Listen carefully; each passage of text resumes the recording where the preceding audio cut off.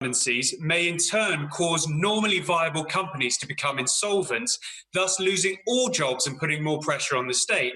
So with that in mind, would my right honourable friend consider a fund or time-limited mechanism to ensure that SMEs can provide redundancy payments due to COVID, thus allowing them to remain solvent and protecting from further job losses and providing some short-term stability for them to bounce back in the future? Minister Glenn. I thank my honourable friend for his question. Of course, we recognise the importance of SMEs. There are 5.6 million across the country with fewer than 10 employees. We need their dynamism and entrepreneurial spirit as the economy starts to recover. The government has said from the start that it would do whatever it would take to support business. The Chancellor has introduced a significant package of measures, and they will be under review and will be further announcements in due course. Sir Edward Lee. Two, sir. Thank you, Mr. Speaker. Inheritance tax makes an important contribution to the Exchequer. The current thresholds of up to £1 million for a qualifying married couple or civil partnership mean that 96% of all estates in 2020-21 are forecast to be able to pass on their assets without any inheritance tax liability. Of course, any reform or simplification of inheritance tax would be considered as part of the usual budget process. Sir Edward. When are we going to fulfil numerous promises made as long ago by George Osborne before the 2010 election to help middle-class people pass on more of their property to the young? After all, that's a priority for the young. And while we're about it, can we hear from the Chancellor and from the Prime Minister less about high-spending lefties like President Roosevelt and more from good Conservatives like Ronald Reagan and Margaret Thatcher, less about subsidies and more about tax cuts and tax simplification? I hesitate to give my right honourable friend a history lesson, but he'll recall that Ronald Reagan was a deep admirer of FDR and quite a heavy spender in his own right. Inheritance tax is paid on only 1 in 25 estates, and therefore it isn't quite as large an issue in terms of the number of people affected by it as my honourable friend would suggest, but we do take these issues very seriously and return to them recurrently at fiscal events. Substantive question to the Chancellor of the Exchequer from Dave Dugan. Chancellor. With permission, Mr. Speaker, I'd like to answer this question together with question number 4. The government has taken unprecedented steps to keep as many people as possible in their existing jobs, support viable businesses to stay afloat and protect the incomes of the most vulnerable. We are now carefully and safely reopening our economy. Let us head up to Angus and drop in on Dave Dugan. Dave Dugan.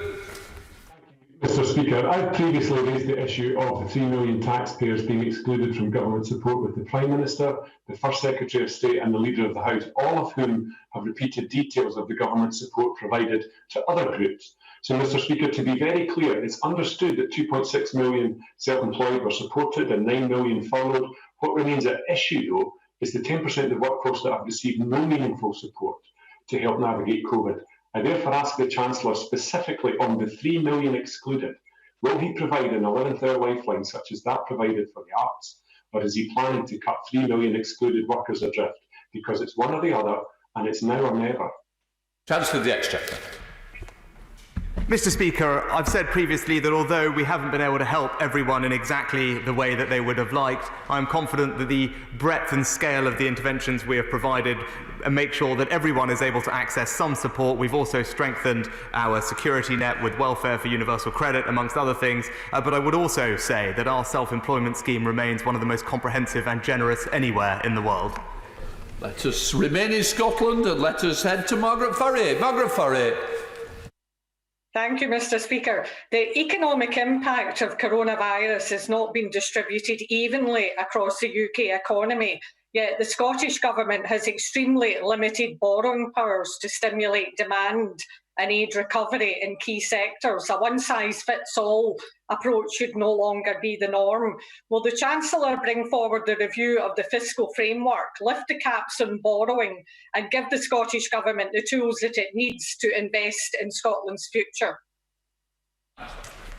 Mr. Speaker, my right honourable friend, the Chief Secretary, is in constant dialogue with his counterpart, the Finance Minister in Scotland, on these issues. But I would say I think the people of Scotland are able to benefit from the strong measures we've put in place for the entire United Kingdom, whether it be our loan schemes or indeed our furlough scheme. Everyone in every part of this country is able to benefit.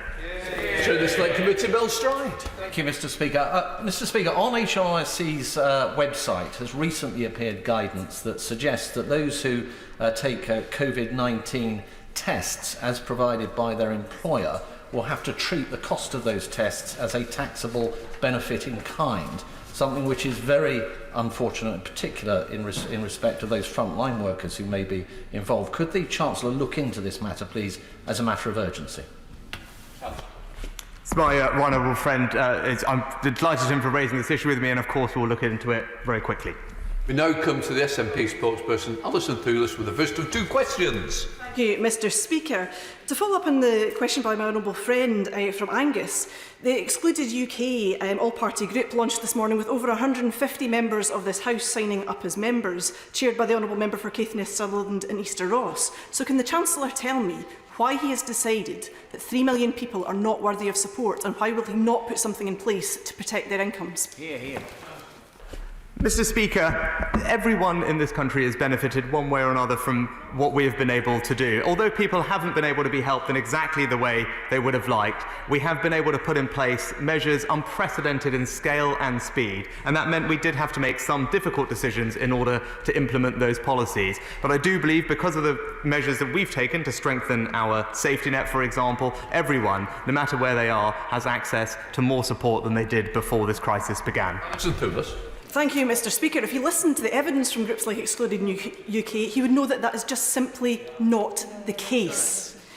To turn to some of the rhetoric of the past few days, the government seems to be trying to imitate the rhetoric of President Duterte of the Philippines and President Roosevelt on the New Deal, but they meet neither of the scale of those gentlemen's ambitions. Would he agree with the SNP that we need a stimulus package of at least £80 billion, including a 2% cut to employers' national insurance contributions and reducing VAT for the hospitality sector, as demanded by the Scottish Government? And if he does not believe that these steps should be taken, will he allow the Scottish Government to have the full suite of financial powers that it requires to meet this challenge? Mr. Speaker, the Honourable Lady talks about scale of ambition. I'm proud of what this government has put in place and the speed in which it has done so. 9 million people's jobs have been protected through our furlough scheme. 2.7 million self-employed have had their income supported. Millions of companies have received access to loans, grants, tax deferrals. And in sum, this represents £130 billion of support, one of the most comprehensive and generous support packages available of any country anywhere in the world. Shadow Minister Bridget Phillipson. Thank you, Mr. Speaker. The Chancellor knows that different sectors of our economy face very different challenges in the months ahead. So will he listen to the businesses right across our country that have called again and again for the job retention scheme to have the flexibility to meet those different challenges? Mr. Speaker, on the job retention scheme, our policy is clear. We have extended the scheme all the way through to the autumn, at which point it winds down gradually and in a way that asks for very modest contributions from employers. But I do recognise that different sectors have faced different circumstances during this crisis, in particular those in the hospitality, leisure and retail sector, which is why we cut business rates for the entire year for those sectors and indeed provided cash grants of £10,000 or £25,000 to almost a million businesses up and down the country. Vickers. Number 9, Mr. Speaker. Yeah. Minister Yeah. Thank you, Mr. Speaker. We recognise every region and community is impacted by this crisis. That's why the government has announced unprecedented support for businesses and workers around the country. This includes £95 million to fund shovel-ready projects across the East Midlands to help provide a boost to the local economy and create jobs, building on over £120 million of local growth funding for Greater Lincolnshire for local projects such as the Lincolnshire Lakes Housing Scheme.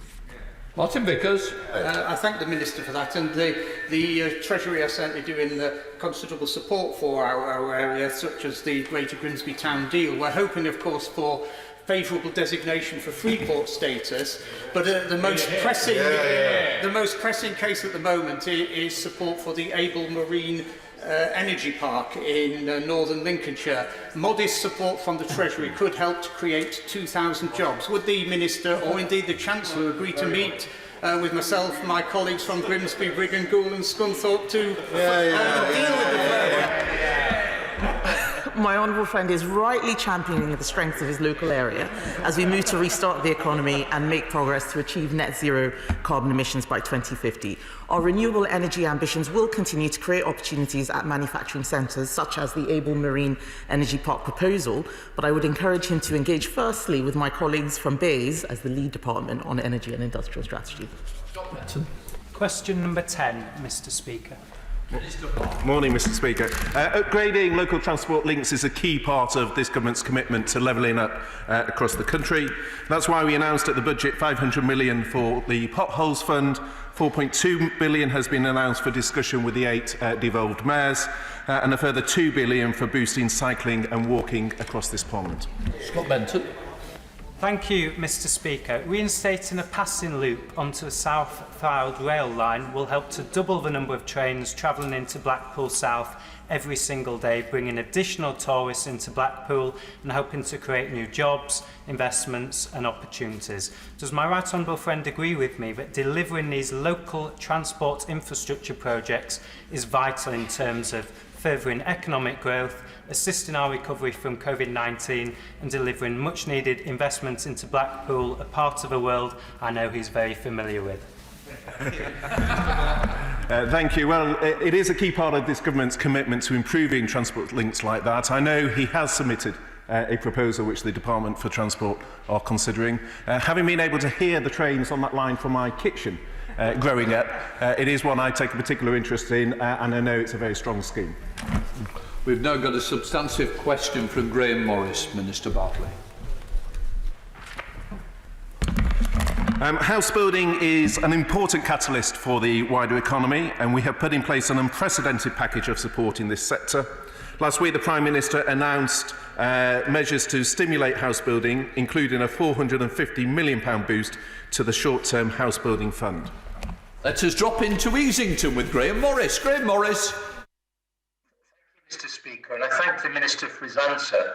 Horden, Easington and Blackhall in my constituency need investment for housing regeneration. The recovery plan is ready. However, we need investment to help us transform our communities with new, modern, clean and green housing. Will the Chancellor invest in housing regeneration in East Surrey? Because these schemes can deliver jobs, training opportunities, green energy, sustainable domestic supply chains and boost the local economy. Well, this is an area, Mr. Speaker, where I agree with the honourable gentleman. That's why, in addition to the fund I mentioned a moment ago, the Prime Minister also confirmed the £12.2 billion of funding for affordable homes and also the £400 million brownfield land fund to get schemes working immediately with mayors for exactly the reason he sets out. Shadow Minister West Streeting. Thank you, Mr. Speaker. The Conservative manifesto promised £9 billion for energy efficiency schemes, but the Committee on Climate Change described even that, as I quote, as welcome, but not enough to match the size of the challenge. Given the Chancellor is about to announce a £2 billion scheme, why is the government scaling back its ambition when it should be scaling up to bring down people's bills, to tackle climate change and to create the jobs we need to get Britain back to work? Well, Mr. Speaker, if you listened to the answer a moment ago, he would have seen we're actually learning from the lessons of the 2008 crash. So one of the measures that was put in place then was saw a fall of a third in the number of small house builders. And so part of the £480 billion fund, what it is doing is providing the finance to enable the small house builders to build the schemes that both sides of the House agree on. It's learning from the lessons of the schemes Labour put in place in 2008 that led to a fall in construction work. Substantive question, the Chancellor of the Exchequer from Sarah Champion. With permission, Mr. Speaker, I'd like to answer this question together with questions 14 through to 19. Through the Coronavirus Job Retention Scheme and the Self-Employment Income Support Scheme, the government has protected 9.4 million jobs and supported the incomes of 2.7 million self-employed. I remain committed to helping the unemployed return to work and supporting those most vulnerable to job loss. We will continue to monitor economic conditions to ensure our labour market policy response is both appropriate and effective. We're going to call into South Yorkshire and visit Sarah Champion. Sarah Champion. Thank you, Mr. Speaker. In his announcement of the Self-Employment Income Support Scheme, the Chancellor told self-employed people that they have not been forgotten and no one will be left behind. But the Treasury Committee has found that more than 1 million people have been unable to benefit from either that scheme or the job retention scheme, and that's certainly what I'm finding in Rotherham. So will the Chancellor commit to acting to ensure, true to his word, that no one is left to face this crisis alone?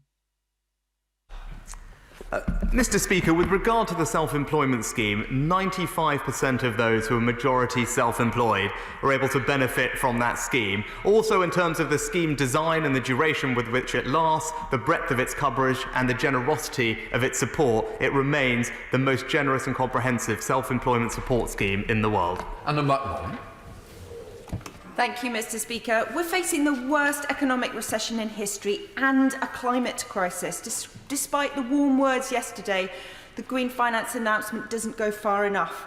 Germany are investing between 40 and 50 billion, France 13.5 billion, and South Korea 11.5 billion. 3 billion just does not cut it. Yep. Given 500,000 16 to 24-year-olds are currently unemployed, will the Chancellor commit to properly financing a green jobs guarantee to give our young people a future?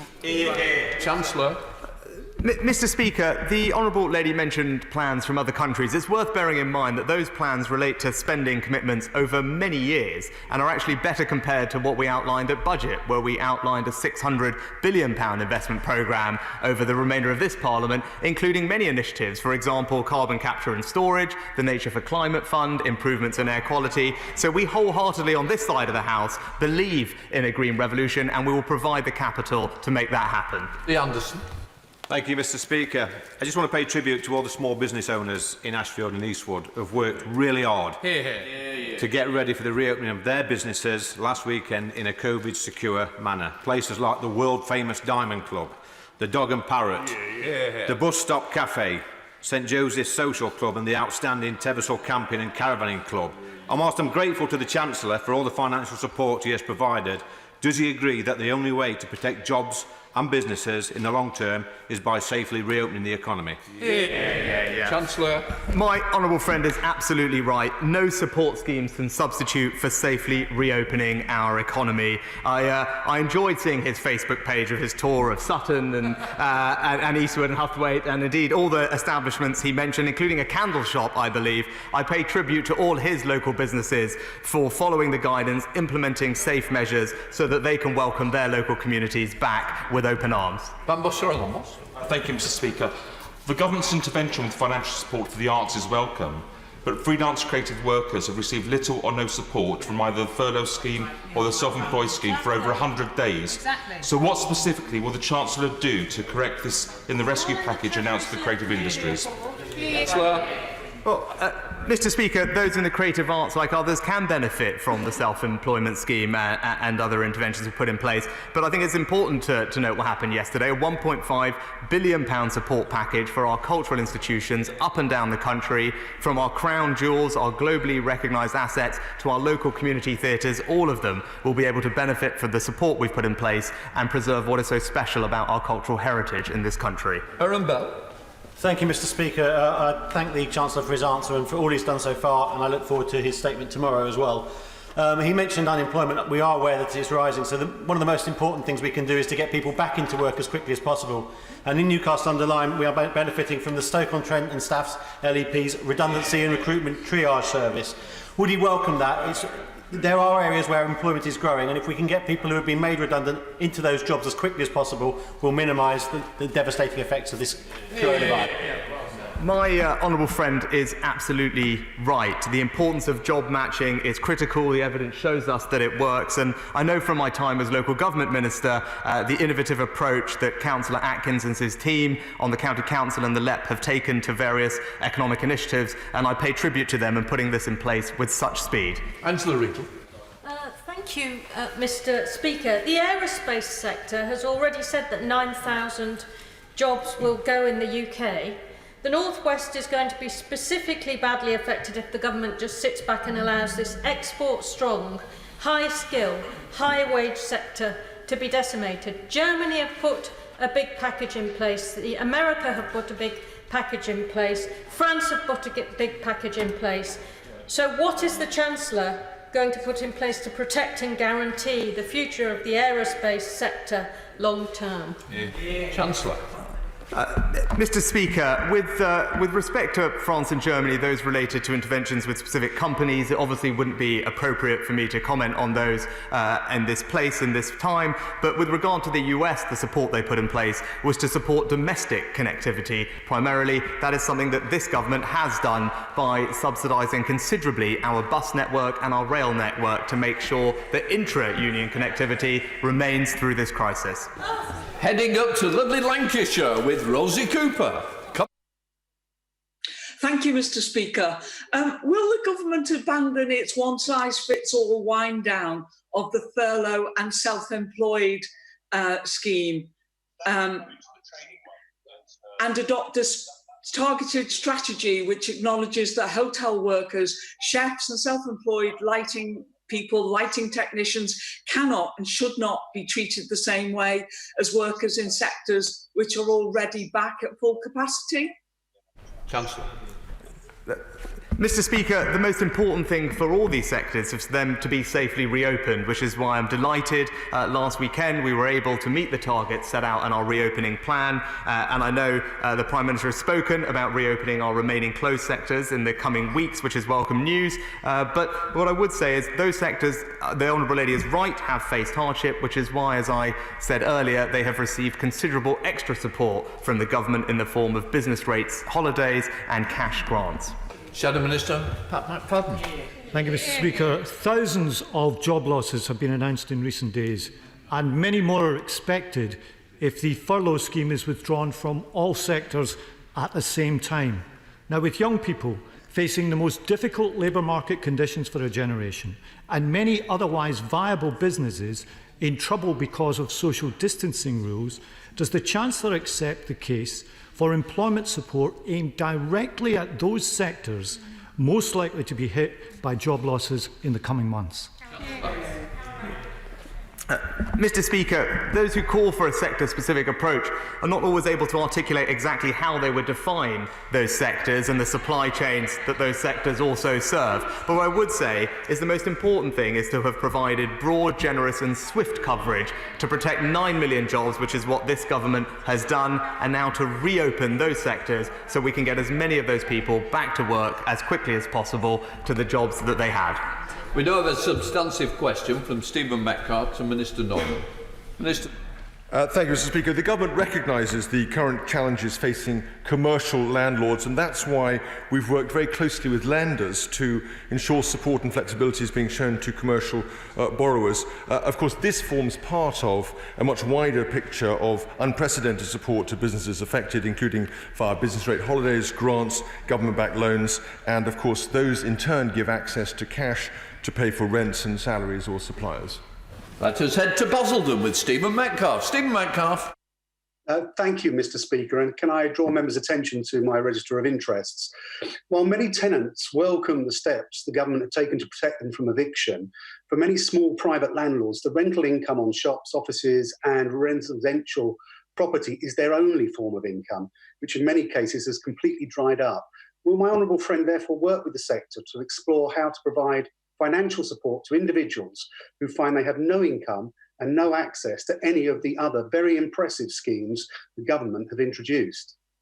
Minister. Well, I thank my honourable friend for his question. He'll know, of course, that we've published a code of practice to encourage all parties involved in a landlord-tenant situation to work together to ensure equity and a swift recovery. More widely, we've made available over £330 billion of guarantees through the Coronavirus Business Interruption Loan Scheme, Large Business Interruption Loan Scheme and Corporate Financing Facility. But, of course, I'd be happy to continue to discuss this issue with my honourable friend. Ben Lake. Number 22, sir. The government has been carefully considering the potential issuance of a UK sovereign green bond. present has no plans to do so, but we continue to monitor the case for a sovereign green bond and will keep this under urgent review. Bentley. Thank you, Mr. Speaker, and I thank the Minister for his answer. I'm very glad that the Government will keep this matter under consideration because, as evidenced recently by Quebec, green bonds can be effective in raising both capital investment and investment for operational expenditure to further the green transition. Can I also ask that the Government considers whether or not the Welsh Government can be enabled to issue such a bond so as to help the effort for a greener economy? Minister. I thank the honourable gentleman for his question. Clearly, the issue of debt and the handling of debt is a significant challenge for the government at this point in time. The Core Gilt programme is the most stable and cost-effective way of dealing with the financing needs that we have. But he makes a reasonable point, and we will continue to look constructively at all options going forward and also the changing environment that exists as a consequence of this crisis. Bowie. 23, sir. Minister Bartlett. The UK Government's response to COVID-19 has been UK-wide, which has enabled over 750,000 people in Scotland to benefit from the Job Retention Scheme and the Self-Employed Income Support Scheme, in addition to the £3.8 billion of bond consequentials they've received. Drew Bowie. I thank my right honourable friend for that answer. I think it goes to show the benefits of being in the most successful political and economic union in the history of the world. But can I ask specifically about what work and support might be being given or thought about being given to the oil and gas sector, which is struggling with the dual blows of record low oil and gas prices and the COVID-19 pandemic? Minister. Well, he is right, Mr. Speaker, to identify both the benefit of pooling through that UK approach, but also the specific issues in terms of the oil and gas industry. And that's why industry leaders met with BEIS on the 11th of June. Work is ongoing, particularly in relation to what support can be provided to that sector. And we are very mindful of its significance to the economy of Scotland. Gareth Becker. Number 24, Mr. Speaker. Minister Bartlett. Last week, the Government announced a comprehensive package to support councils in responding to the pressures caused by COVID-19. We have now provided over £3.7 billion of additional grant funding for councils and announced a major new scheme to reimburse them for their lost income. Mr. Speaker, fears have been expressed that financially poorly managed local authorities will be fully bailed out by the Government, while better managed local authorities like the London Borough of Bromley may have to meet COVID-19 shortfalls through their reserves. Can my right honourable friend offer reassurances on this point? And if COVID-19 funding shortfalls do remain, would he consider allowing a capitalisation directive to enable councils to fund one-off shortfalls through capital receipts or borrowing? Well, we have always taken the approach, Mr. Speaker, that borrowing is allowed for infrastructure and capital projects, but not day-to-day revenue. And that policy will continue. But at the same time, all councils have received support, including the 16 million that has been allocated to Bromley. But it is right that those address the varied needs of different councils, and that's very much the approach we've taken. We've got Chair of the PAC, Megan. Thank you, Mr. Speaker. Of course, one of the areas that local government's gone into more in order to fund their services is commercial investment. And the package last week does not cover the shortfall in that, which is hitting some local authorities very hard, with a number looking at Section 114 notices. Is the Minister prepared to see councils go bankrupt on his watch, or is there a package of support for those councils? Well, as Chair of the Public Accounts Committee, the Honourable Lady will know very well that commercial income carries risk, and councils investing in that were cognisant of that fact. But at the same time, councils where there is a risk of a Section 114, I would advise to talk closely with the Secretary of State for local government ahead of any such decision. Shadow Minister Dan Carter. Thank you, Mr. Speaker. The Prime Minister promised to do whatever it takes, and the Housing Minister told councils to spend whatever it takes. The government will reimburse you. So will he reaffirm that pledge? Because councils need certainty. Many are already cutting services, and the one-size-fits-all approach simply doesn't work. So will he further commit to the principle that packages announced by the government should meet the financial cost of coronavirus and the social need for those local authorities? Minister. Well, the Honourable Gentleman will know that the actual cost will be uncertain for some time for local councils, not least in terms of the impact, not least in terms of the impact that happens from lost tax income. But that is why, in terms of the short-term pressure, we have addressed both through the grant of £3.7 billion, but also additional funding that has been allocated, including the £600 million for infection control that was allocated recently. We now come to the substantive question from Clive Lewis to Minister Baird.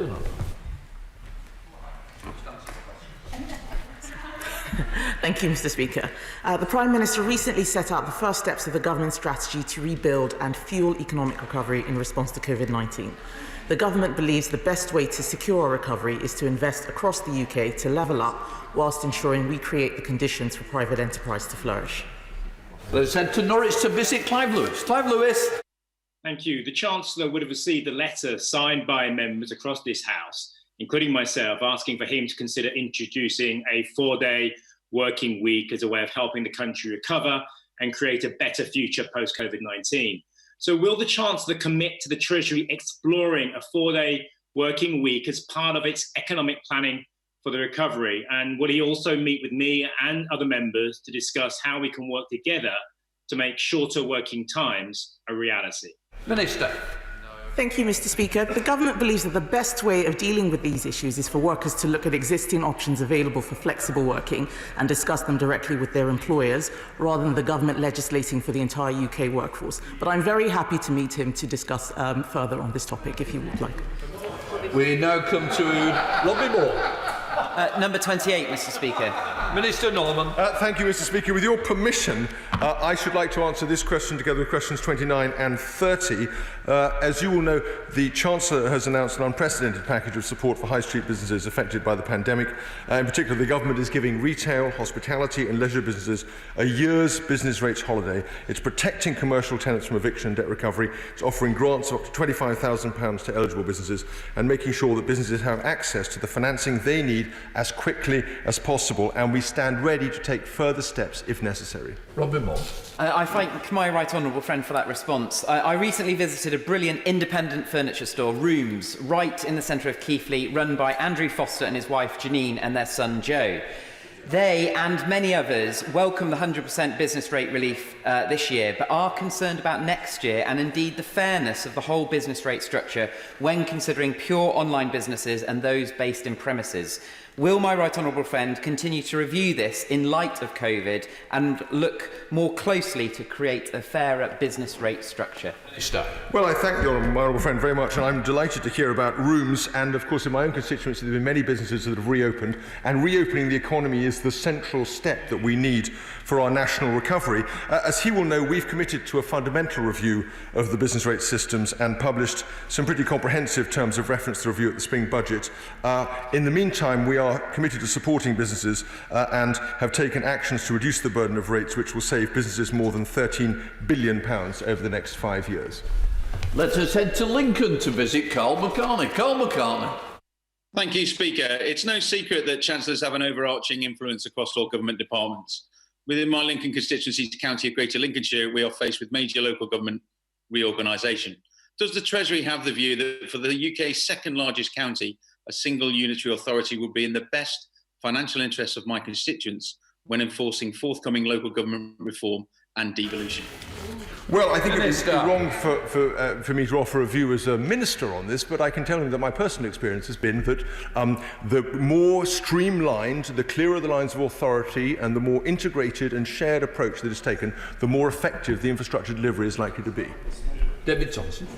Thank you, Mr. Speaker. I've been visiting high street businesses in Wantage, Didcot, Farringdon and elsewhere. They're hugely grateful for the furlough scheme, the grant scheme, the business rates holiday. But what they most want now is footfall.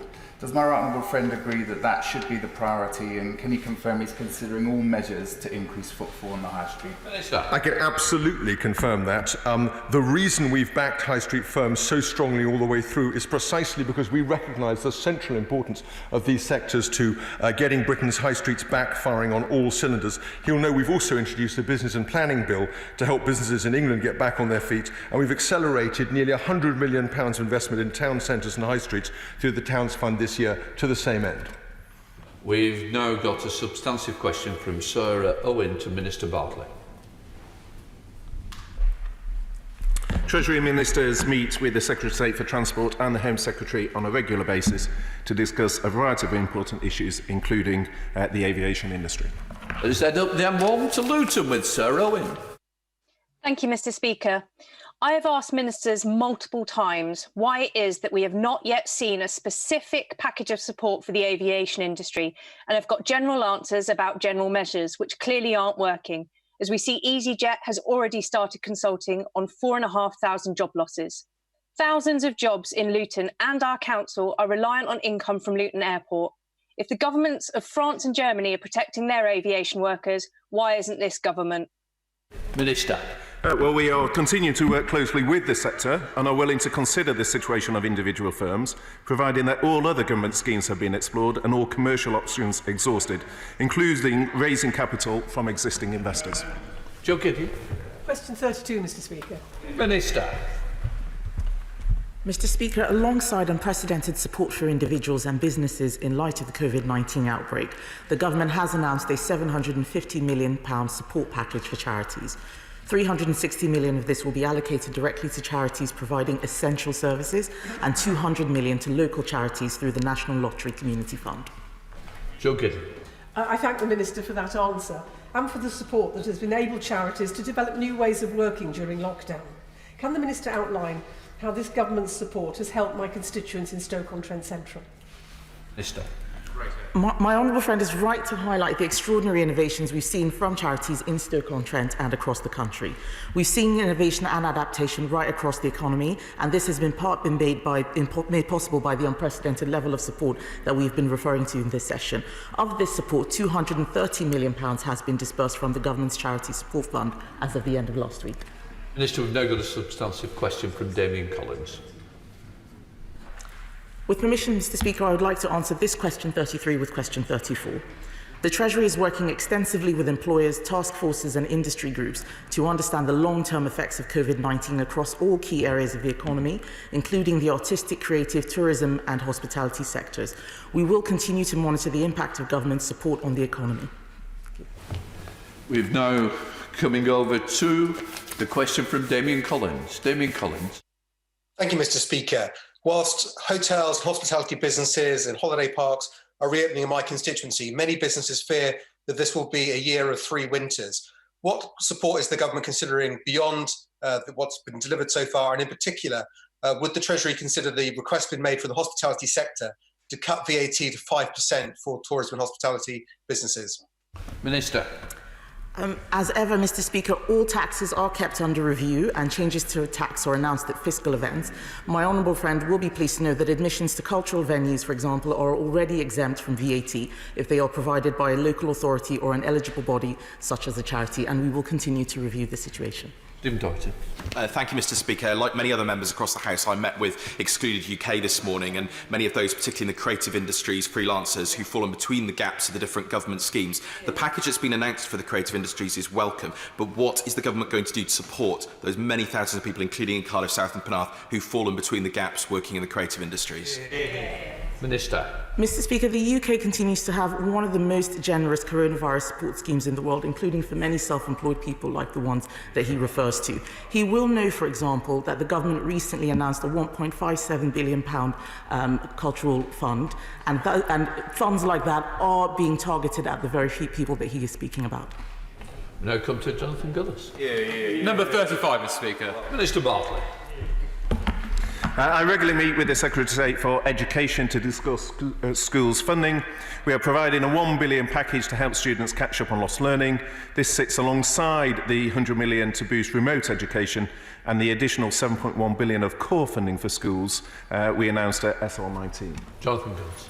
I'm very grateful for my old friend's answer and know that he was enjoying his time when he came to visit Stoke-on-Trent in the winter last year, but he will sadly know that Stoke-on-Trent Kids Grove and Talk is ranked in the bottom 20% in Social Mobility Index, and we are sadly well below national averages in both young and old taking up level 3 and 4 courses. So could my honourable friend set out the steps the department has taken to support further education, And would he agree with me that post-16 providers like Stoke-on-Trent Sixthorn College play a vital part in levelling up opportunity to upskill and retrain both young and old, and enabling them to be better off than those before them? Well, I know as a former teacher he speaks with great authority on this issue, and I absolutely agree with him that a strong post-16 education system is vital to our recovery. That is why we've given a range of flexibilities to the usual funding arrangements, and I know the Department for Education has set out further details on those. Jane Stevenson. Question 36, Mr Speaker. Minister Glenn.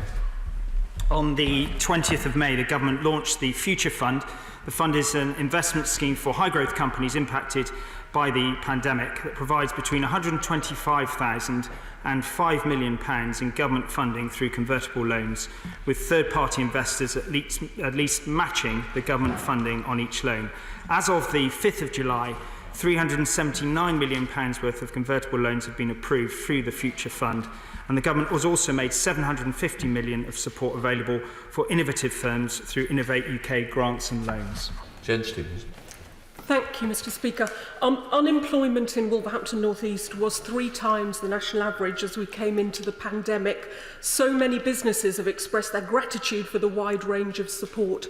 As we emerge from the pandemic, can my right honourable friend reassure me this will be the party that champions innovators, start-ups and SMEs so we can get job opportunities and more prosperity in seats like Wolverhampton North East?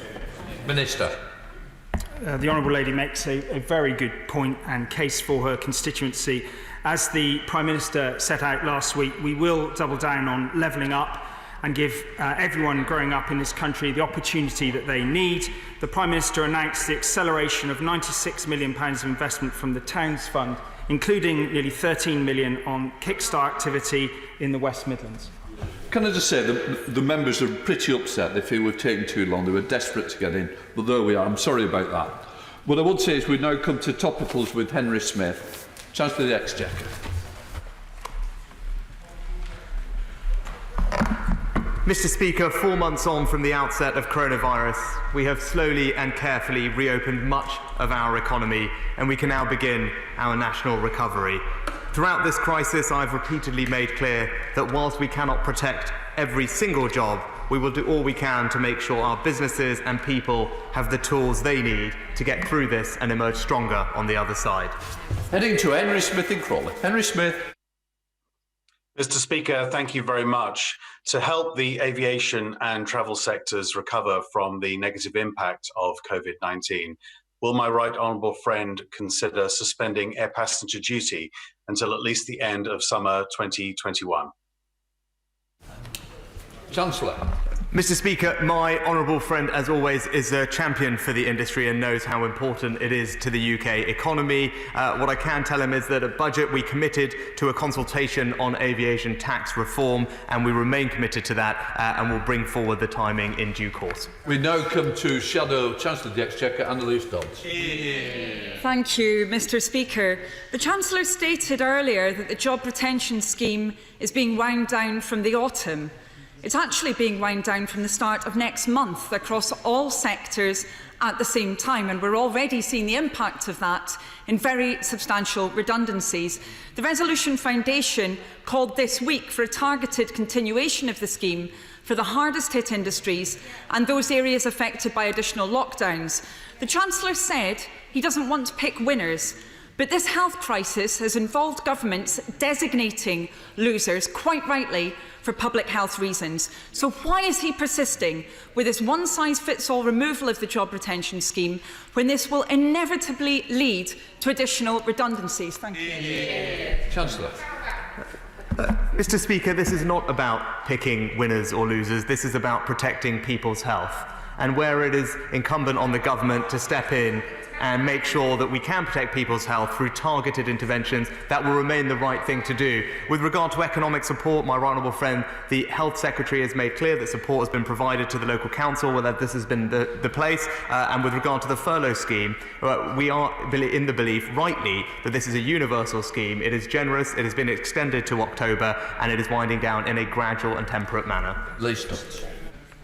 Thank you, Mr Speaker. I have to say it's disappointing to hear that the Chancellor is not budging from this position. As mentioned, it's already leading to additional waves of redundancies, avoidable redundancies in many cases. Now, Labour has repeatedly called on government to match the ambitions of Labour's previous Future Jobs Fund in developing support for unemployed young people. So can I ask the Chancellor why put together the Traineeship Fund and Green Jobs Challenge Fund, just announced, amount to less than a quarter of the size of the Future Jobs Fund? That hardly reflects a focus on jobs, jobs, jobs.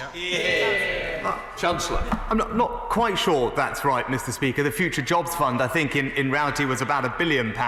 We announced yesterday a £2 billion Green Home Grant to provide home efficiency upgrades for hundreds of thousands of homes to create tens of thousands in jobs up and down this country, where households can not only save money on their electricity bills and save carbon, but also create good local jobs in the process. Laura Files.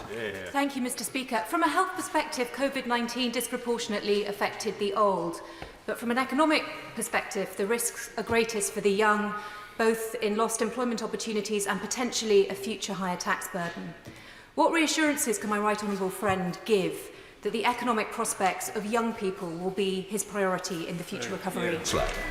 My honourable friend is absolutely right. Young people are more likely than not to work in affected sectors. They are more likely than others to be furloughed. And we know from all the evidence that the impact of scarring on young people is very significant, and which is why they remain uppermost in my mind. And I can give her that reassurance that they will be prioritised as we think about our recovery and our labour market interventions. We're returning to visit Margaret Furrier again. Margaret Furrier.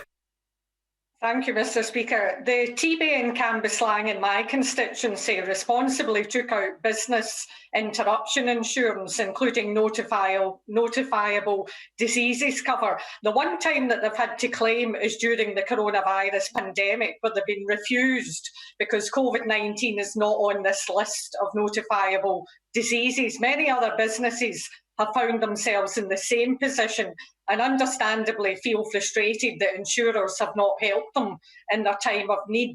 What discussions are the Treasury having with the FCA to remedy this situation? Minister. Well, I thank the lady for her question, and as she will know, the Treasury is in constant communication with the FCA on these and other issues. If she would like to bring the specific details to my attention, I'll make sure that they are examined by ministers. Douglas Ross. Thank you very much, Mr Speaker. Our coach industry is going to be vital as the country opens up and we begin our recovery from COVID-19. Local Murray firm Mains Bucky and owner Kevin Main have been leading calls for a bespoke deal to support the coach industry. Is this something the Treasury will look at and consider? Well, I'm sure he understands that, of course, the desire for bespoke deals across every sector is extremely great. Our view has been that actually what's required is to lift all boats by a general support for the economy, and that is the approach we've taken. And that is why the interventions that we've made so far include almost £300 billion of guarantees, roughly 15% of UK GDP. Tim Farron. Thank you, Mr Speaker. On Saturday, we proudly reopened hospitality and tourism safely in Cumbria, which is our largest employer.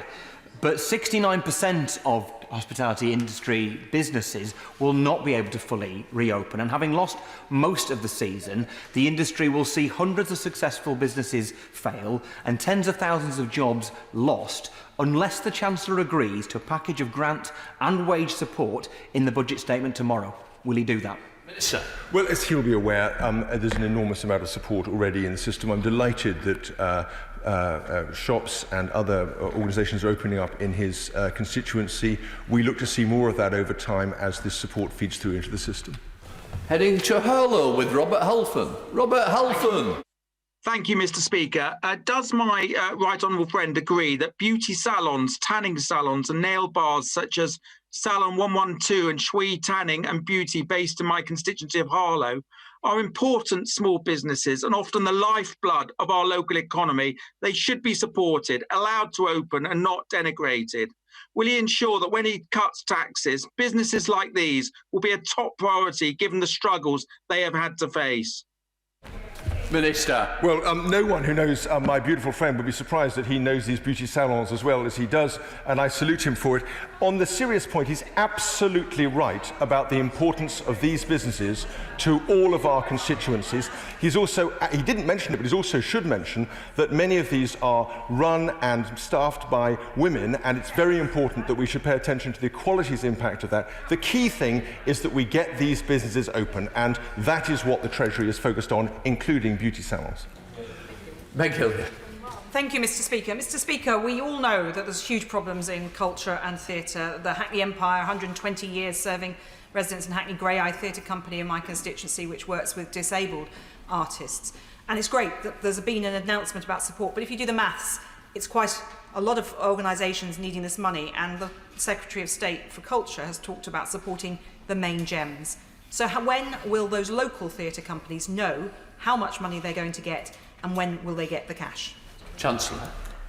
Mr. Speaker, I'm glad that the announcement we made yesterday was warmly welcomed across the cultural sector by institutions large and small. I can assure the Honourable Lady this is not just a support package for large institutions, it's a support package that will find its way to all our local cultural institutions that provide such an important part of our local communities, and I know that the Culture Secretary and his team will be here just after this to answer further questions. Chris Graver.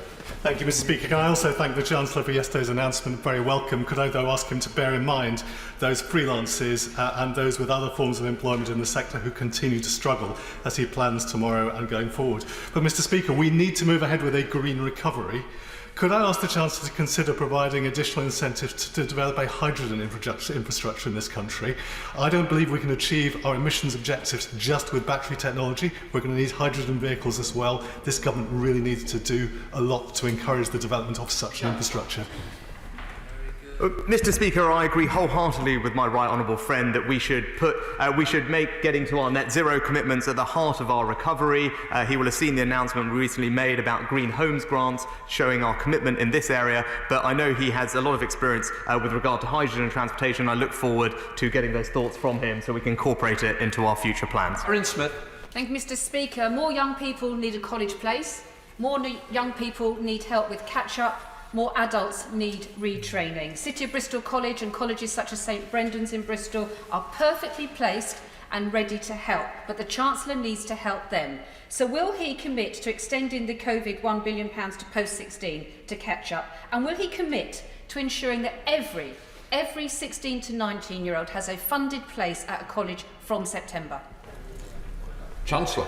Well, Mr. Speaker, I agree with the honourable member about the importance of post-16 education and further education, which is why I was delighted at budget to announce a £400 million increase in post-16 education, a record increase in per-pupil funding compared to the last several years, and indeed the Prime Minister also talked about our commitment to upgrade the entire FE College estate across the United Kingdom. Dr. Kieran. Thank you, Mr. Speaker. On behalf of all my constituents who contacted me about this, can I thank my right honourable friend for listening to organisations like the Lyceum Theatre and Crew in coming up with this vital £1.57 billion package for arts and culture. Can I ask what the timetable might be for making these crucial funds available? Chancellor. Well, I know my honourable friend is a proud champion of his local theatre, the Lyceum in Crewe, and I know he will be warmly welcoming the announcement made. What I can tell him is the Culture Secretary's team will be here just after us, but we share with him an ambition to ensure that this support reaches all the relevant institutions as quickly as prudently possible. Let us nip over to Edmonton to see Kate Osmore. Kate Osmore. Thank you, Mr. Speaker. Credit unions are known for offering those on low incomes an alternative access to credit. But due to COVID-19, during the months of April and May, North London Credit Union and Enfield have been hard hit, and they have seen 87.5% fall in the number of loans issued. So will the Chancellor use his summer statement to announce financial support for credit unions who are challenged with branch closures and possible bankruptcy? Minister. Well, I entirely agree with the Honourable Lady about the importance of credit unions. I'm a member of Moneybox Credit Union in Hereford, and I can vouch for their importance, especially to people on low incomes. I think she makes a very valid point, and it's one that we'll continue to consider as we move forward. We now come to Lee Anderson. Thank you, Mr. Speaker. For too long, Ashfield has been left behind, and my constituents wait with anticipation for the Chancellor's financial statement tomorrow. My constituents care about infrastructure, roads, rail transport, the town centre fund and future high streets funding. Can my right honourable friend please assure me that Ashfield will be prioritised as we begin the process of levelling up across the country? Minister.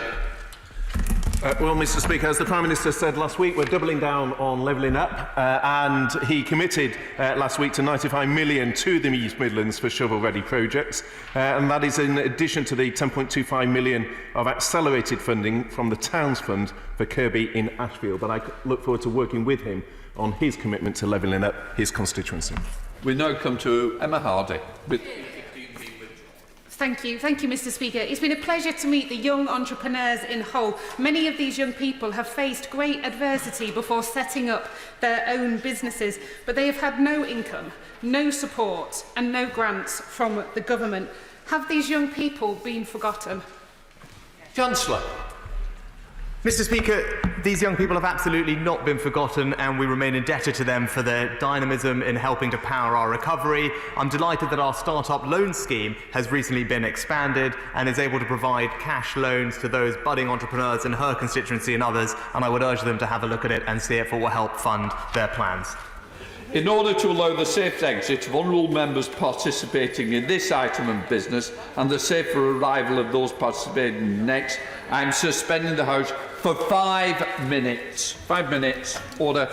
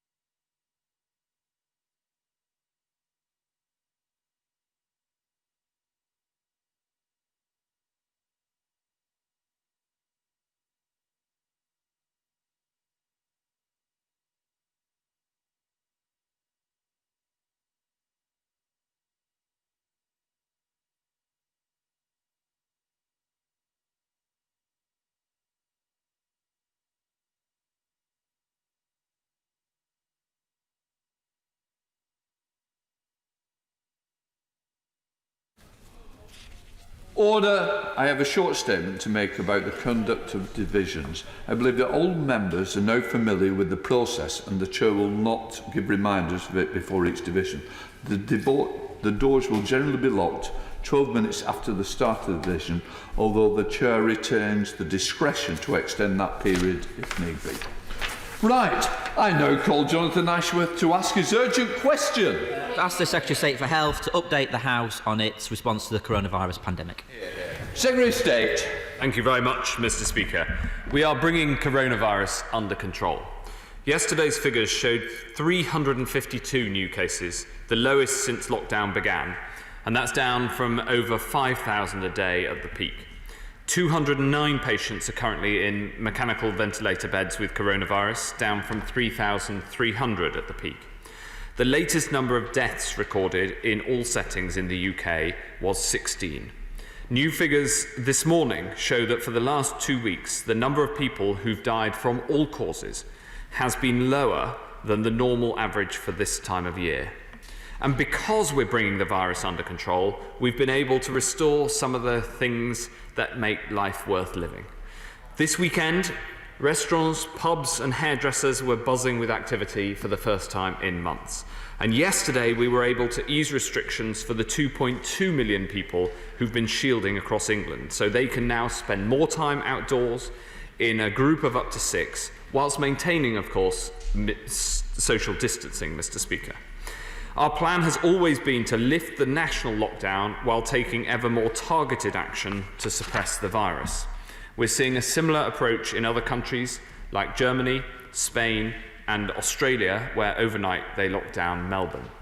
We took last week difficult but vital decisions about Leicester. Since then, we've been working with Leicester and Leicestershire, and I'm pleased to say that together we have brought down the 7-day infection rate from 135 to 117 cases per 100,000 people. Mr. Speaker, in reopening hospitality, we've also introduced contact tracing for customers. This system is working. I want to thank all those who are making the system work and pay tribute in particular to 3 pubs that have taken specific action: the Lighthouse in Burnham-on-Sea, the Fox and Hounds in Batley and the Village Home in Gosport. They have all closed for a deep clean and staff testing after in each case a customer had tested positive. They are doing the right thing by their customers and by their communities. This is NHS test and trace working precisely as intended. 3 pubs shut so others can be open. And I think the whole House is grateful. Mr. Speaker, coronavirus has been the worst global pandemic in a generation. Here, we protected the NHS, we built the new Nightingale hospitals in 10 days. At all times, treatment was available for all. Our medical researchers discovered the only drug known to work. We've built from scratch almost one of the biggest testing capabilities in the world. We're getting coronavirus cornered, but this is no time to lose our resolve. The virus exists only to spread, so we must all stay alert and enjoy summer safely. Jonathan Ashworth. I'm grateful to the Secretary of State for that answer. He's quite right. We are through the peak, but we must not be remotely complacent. There's thousands and thousands could still die from this virus over the coming months into next year. On the point about Leicester, I obviously welcome that news about Leicester, and I'm grateful for the way in which he and his officials have kept me updated. Could I just ask him, what is the exit strategy for Leicester? How does an area that has gone into a local lockdown escape from a local lockdown? In Germany, I understand local lockdowns are lifted at around 50 cases per 100,000. Will he be applying similar criteria here in the United Kingdom? I think people in Leicester and potentially other towns and cities that could go into lockdown would welcome that clarity today. Of course, the Pillar 2 data has been an issue of some contention, but much of it has now been delivered. But there are still complaints that the way in which the data set has been delivered is incomplete. Directors of Public Health need Pillar 2 community data in real time on a daily basis. They need total number of tests undertaken, as well as those that are just positive, and they need patient identifiable data so they can put in place the extensive contact tracing needed to keep all of our constituents safe. In Leicester, there's been speculation that the textile trade or food manufacturing has been responsible for the outbreak, although we still don't actually know why we had that outbreak in Leicester. But many of these places where there have been outbreaks, whether it's Kirklees or elsewhere, have usually been characterised by low pay, insecure work and lack of decent sick pay. So can I ask him to look again at sick pay entitlements, because people will not isolate unless they're given that financial security. And finally, he said that yesterday, or rather, Mr. Speaker, on MAR on Sunday, he said that asymmetric transmission is a problem. Totally asymptomatic, I beg the asymptomatic transmission is a problem. We agree. Could he explain why he's not routinely testing healthcare workers? We've now got a position in this country where Premiership footballers are tested twice a week, but NHS staff are not routinely tested. And finally, on care homes. The initial guidance from the government downplayed the risks to care homes. Care providers were sent conflicting guidance throughout this outbreak. Staff could not access testing until mid-April and are still not tested routinely. PPE supplies have been inadequate. Thousands of families have lost their loved ones in care homes to this disease. Care workers themselves have died on the front line. Can he understand why people are so insulted by the Prime Minister's remarks when he said too many care homes didn't really follow the procedures? Can he appreciate the hurt that has led to care home providers today, for example, describing the comments as clumsy and cowardly? And can he tell us, therefore, which care homes didn't follow procedures and what these procedures were that apparently were not followed? And will he take this opportunity now to apologise for the Prime Minister's crass remarks? Secretary of State. Thank you very much, Mr. Speaker. Firstly, on Leicester, he asks rightly about the process needed to bring Leicester out of lockdown and bring it back to the level of freedom that's enjoyed in the rest of the country. And what we said when we took the measures just over a week ago is that we needed to see 14 days of data.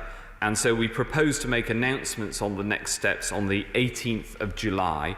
Of course, if further measures are needed in the meantime to tighten up, then we would take them immediately. But as I said in my statement, the good news is that the data are currently moving in the right direction. He asked specifically about a figure for the point at which such a local lockdown might be lifted. We're not going to use or give a specific figure, because both the level and the rate of change matters. If the level were lower but it was going up, that could be a worse situation than a higher level that is under control and falling. So you've got to look at both the level and the rate of change. I'm glad that he said that data is being delivered. He mentioned some more detailed data, and I'm very happy to look into those proposals. He mentioned asymptomatic testing and the asymptomatic testing of NHS staff. As this House debated 10 days ago now, Mr. Speaker, we have worked with clinicians to come forward with a scheme that is supported by those clinicians for the regular testing of NHS staff. That scheme is now agreed and in place. And of course, we constantly monitor it, and we monitor the number of cases amongst NHS staff. I'm content with that scheme that was set out almost 2 weeks ago. He also asked about care homes. And throughout this crisis, care homes have done amazing work. And the Prime Minister was explaining that because asymptomatic transmission was not known about, the correct procedures were therefore not known, and we've been constantly learning about this virus from the start and improving procedures all the way through. And I pay tribute to the care homes of this country who've done so much to care for the most vulnerable throughout this crisis. We now come to the Chair of the Select Committee, Jeremy Hunt. Thank you, Mr. Speaker. The Regis Chair of Medicine of Oxford University, Professor Sir John Bell, told the Science Select Committee last week that saturation testing of NHS hospital staff was an absolute requirement and should have happened from the get-go. Last week, the Health Secretary delighted the social care sector by announcing that care home staff would be tested weekly. Now is his chance to delight not just Sir John Bell, but 1.4 million people in the NHS by saying that from the start of next month, they too can have weekly testing. Will he do it? Thank you very much, Mr. Speaker. Well, as I just mentioned, we have put in place the procedures for regular testing of NHS staff, and those procedures are underlined by the clinical analysis. There's a difference between social care and NHS staff, not least that the impact of this disease in terms of the prevalence of coronavirus has been higher amongst social care staff in care homes. We've got to make sure that these decisions are clinically led, but of course I keep it under review and take the chair of the Select Committee's comments very seriously. Let us call in on the SNP spokesperson, Dr. Philippa Whitford. Dr. Philippa Whitford. Thank you very much, Mr. Speaker. I welcome that the UK government website has now been corrected to add the 80,000 missing COVID cases in England and give a more accurate picture of the epidemic. Compared with Scotland, England currently has 6 times the number of new cases per head of population and 9 times the deaths. Even without a second wave, it's estimated this current level of COVID infections would lead to 27,000 additional deaths by next spring. Does the Secretary of State consider that level acceptable? Scotland, Northern Ireland and the Republic are following COVID elimination strategies to drive down circulating virus and reduce the risk of repeated lockdowns. Can he explain what his strategy is going forward? Secretary of State. Yes, Mr. Speaker, our strategy is to drive this virus right down, and as I said in my opening statement, we've now seen in the latest figures just 352 new cases recorded in the previous 24-hour period. We've been working very closely with the Scottish government, giving them as much support as we can, for instance, to get their testing up and running. And I'm very glad that right across the UK we're succeeding in making sure that this virus is increasingly under control.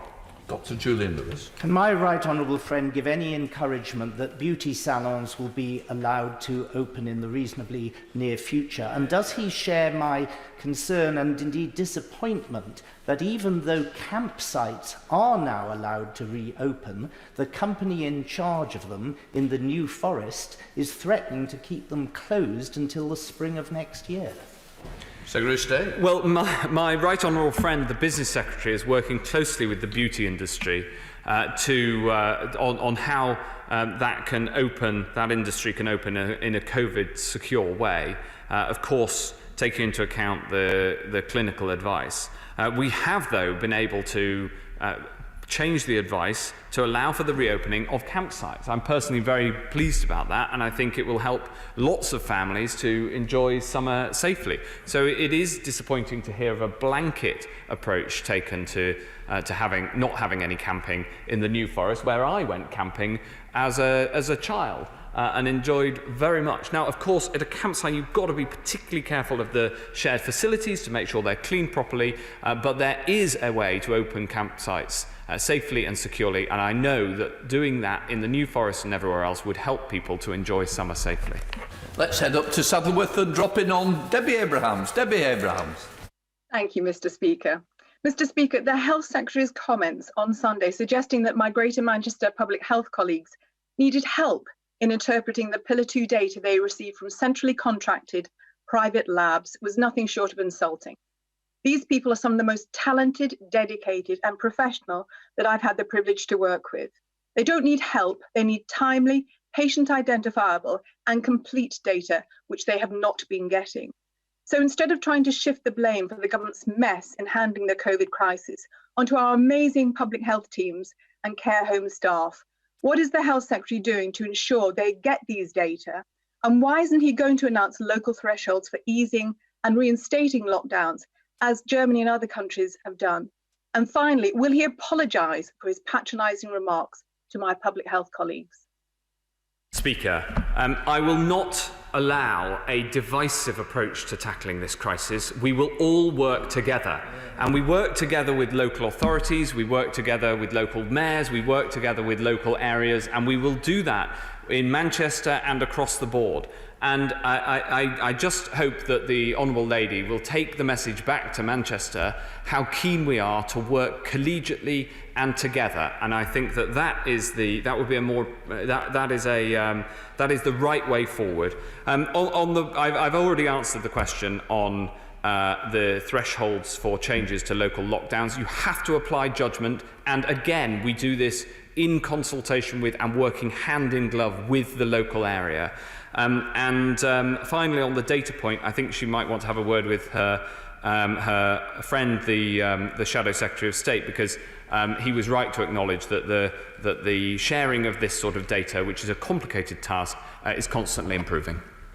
We now head from Greater Manchester down to Derbyshire with Nigel Mills. Nigel Mills.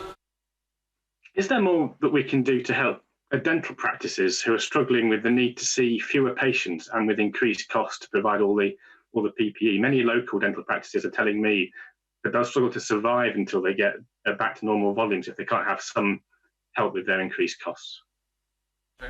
Thank you very much, Mr. Speaker. Well, my honourable friend raises a really important point. The cost of PPE is a significant extra cost right across the health and care system.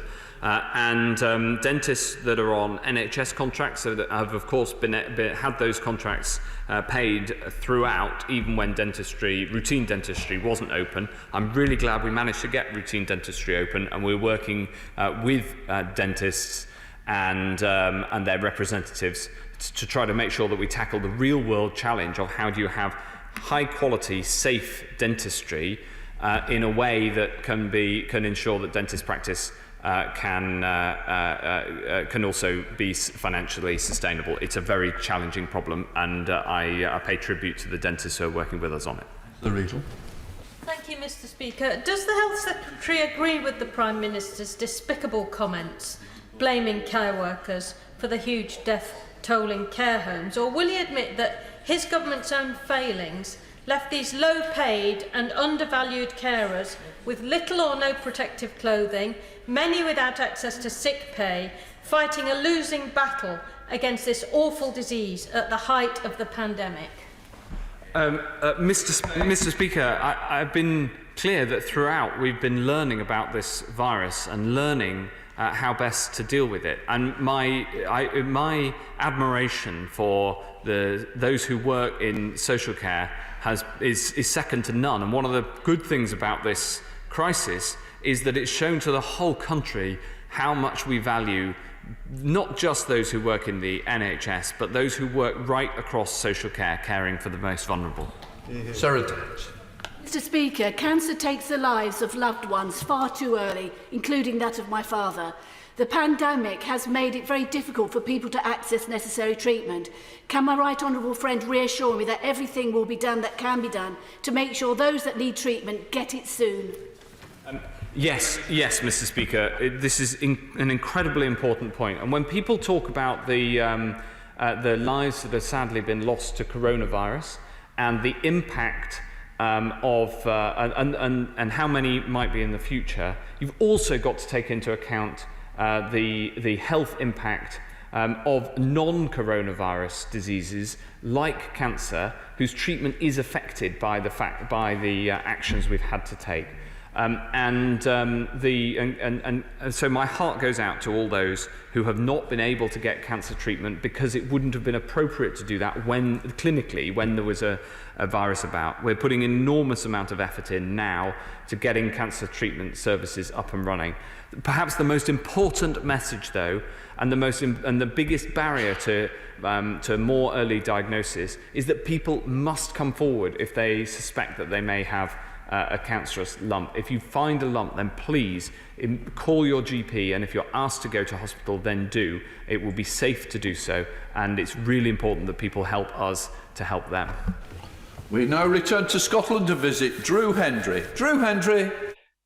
Thank you, Mr. Speaker. Clearly, it's vital to have health services fully prepared for the possibility of a second wave of coronavirus, whilst reopening normal health services. So with that in mind, a simple question for the Secretary of State. What estimate has he made of the additional funding required for the NHS between now and the end of 2020? Well, we're constantly putting more money into the NHS, and we've put a 30 billion extra in over the crisis thus far. Sir John Redwood. Could the Secretary of State remind us how big an increase in intensive care capacity there has been now for the health service, which is a great achievement? And were the unthinkable to happen and there was another surge in the virus, could we have isolation hospitals that dealt with that so the rest of the hospitals and surgeries can carry on with their other work? Yes, Mr. Speaker. We've doubled the intensive care capacity, and alongside the Nightingales, that's been a remarkable achievement of the NHS.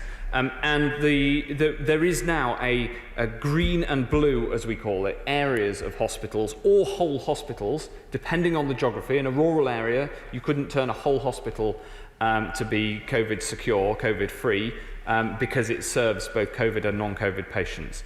And that separation of the NHS into blue and green areas is a very important part of then being able to reduce the impact of infection control procedures, which obviously are having a big impact on the provision of services. Jolly A&E may be able to help you with that, Secretary of State. Steve McCaig. Thank you. What's the current level of funding for research projects into the long-term effects of COVID-19 funded from the National Institute for Health Research, in which I think the government claims to put £1 billion? Well, this is a really important point, and the honourable gentleman will have heard at the weekend that the NHS has opened a long-term COVID impact service. That's for the health side. On the research side, we've so far put £8.4 million into a research call, but of course we'd be happy to expand that if we get research projects that are worthwhile. Dr. Liam Fox. Thank you, Mr. Speaker. What advice and guidance has been developed for shielded adults who have children of school age? It's not simply a question of the transmission risk between children, but the unavoidable contact with other adults.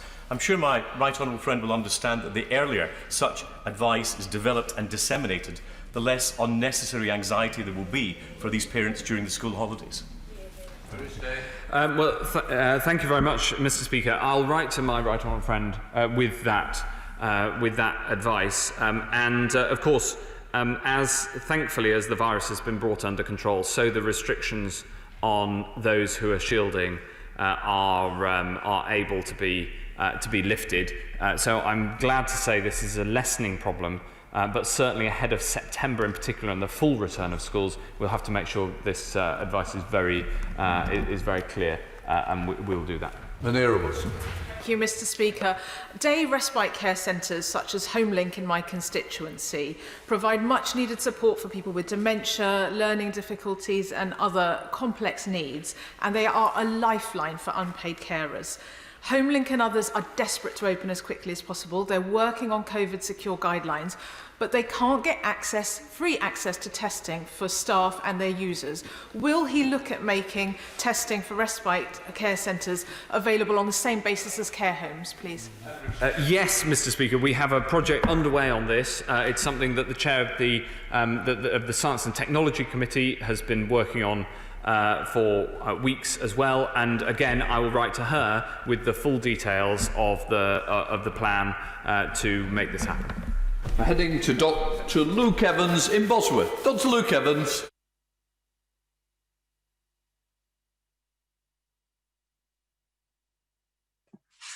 Thank you, Mr. Speaker. Apologies. Can I use this chance to put on record my thanks to the people of Leicester and Leicestershire, and indeed the services themselves, the police, public health, for dealing with the local lockdown that's been implemented. And when it comes to a local lockdown being announced, the people of Hinckley and Bosworth need two pieces of vital information. That is, what are the measures and where is the boundary? When it comes to the measures, the government were quick to put up on their website what those measures are. And when it came to the boundary, the government decided to rightly allow Public Health England and the councils to draw that. So what lessons has the Health Secretary learnt about passing on information quickly, and what lessons has he learnt from the Leicester lockdown that can be used in future lockdowns that may well happen in the rest of the country?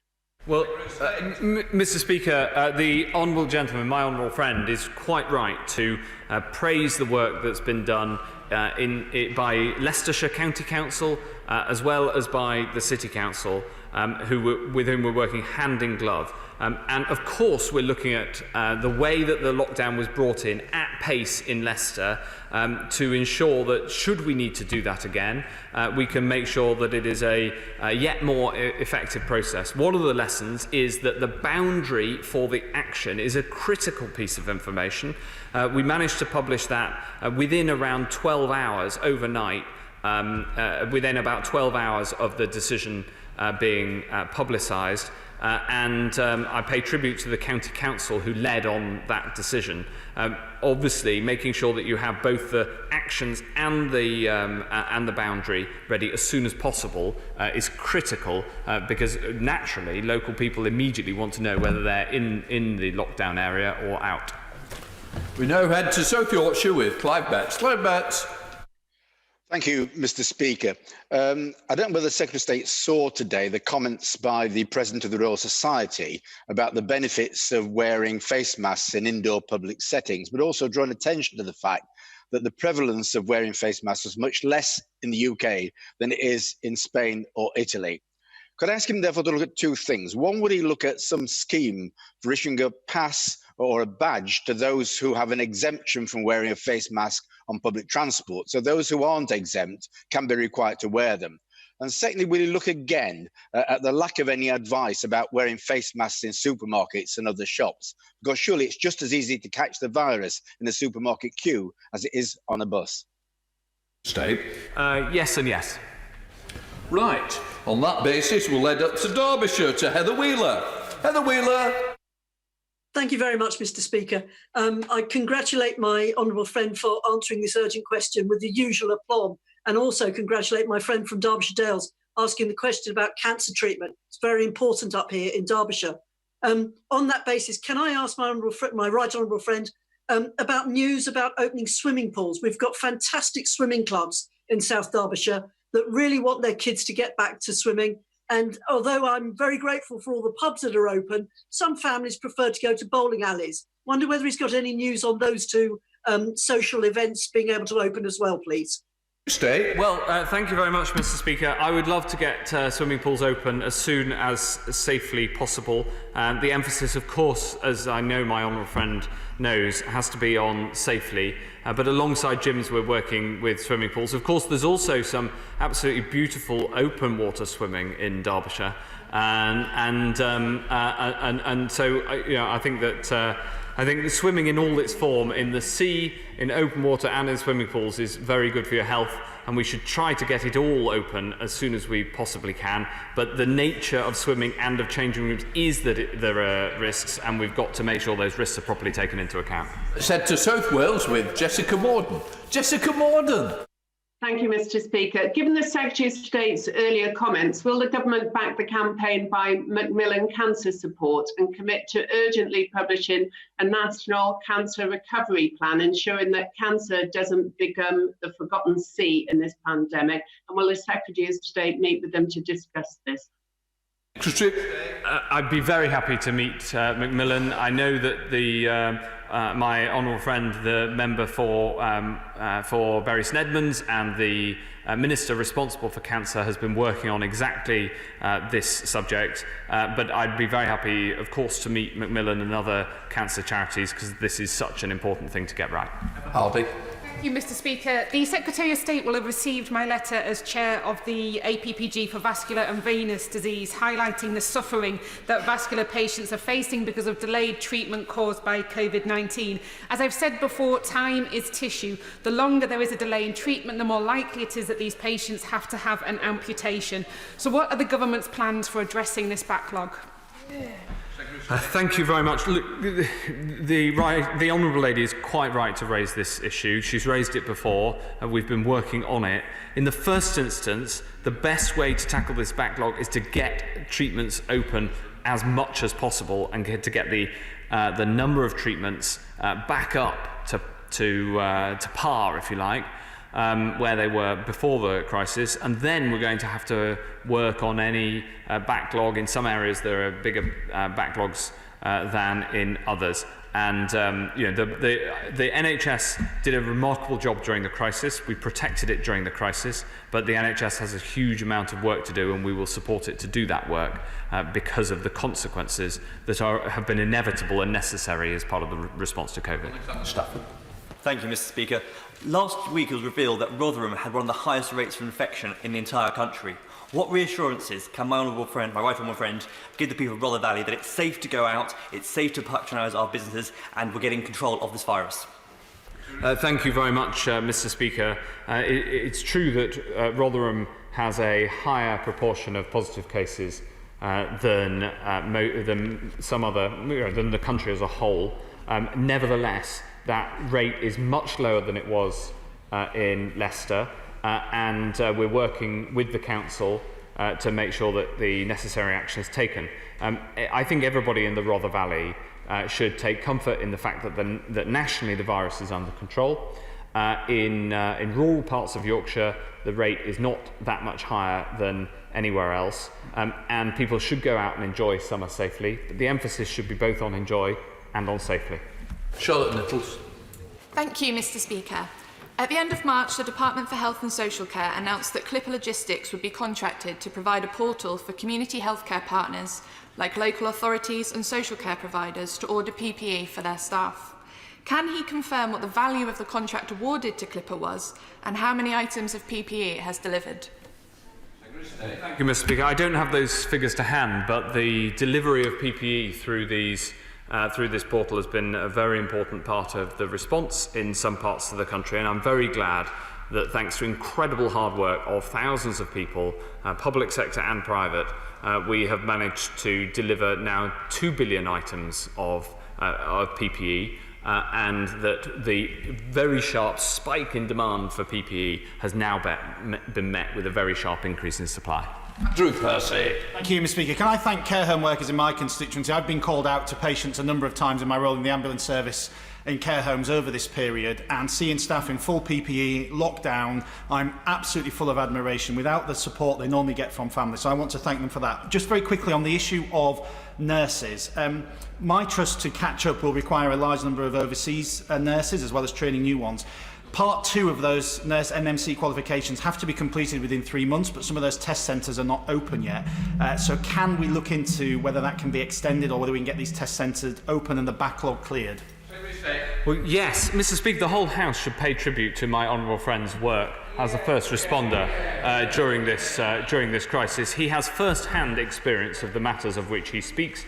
And the particular issue that he's raised is not one that's been previously drawn to my attention, but we are doing everything we can to hire nurses, and we're seeing the results of that. More than 10,000, more than 12,000 more nurses than this time last year in the NHS. Well on our way to the 50,000 more nurses over this Parliament, on which everybody on this side of the House was elected. And I'll look into the particular issues he raises and try to solve the problem. Heading and returning to Scotland to visit Angus Brendan McNeill. Angus Brendan McNeill. Mr. Speaker, last week's Panorama had a public health expert from Germany saying that if we only look for people with symptoms, we do not get the whole iceberg, just the tip of it. Now, in Iceland and the Faroe Islands, which have the highest testing in the world of population, between a fifth and a third of the populations, actually, they have found as far back as March that 80 to 85% of COVID-19 carriers are asymptomatic. So can I ask the Secretary of State, what strategy does he have to find those people who are asymptomatic? Because we either test and search out the whole iceberg, or we keep using the blunt instrument of lockdowns. Thank you very much, Mr. Speaker. Mr. Speaker, the honourable gentleman is absolutely right that around 70 to 80% of tests of positive cases in surveys are of people who are asymptomatic. It is one of the most difficult things about this virus. Hence, we have built one of the largest testing capabilities in the world. It is significantly bigger than all of the other major countries bar a small number. And we're using that testing capability for asymptomatic testing, as well as, of course, for symptomatic testing across the NHS, across social care, and we're supporting Scotland as much as we possibly can in their testing effort too. Right, 23 is withdrawn, so we're going to Stella Creasy. Stella Creasy.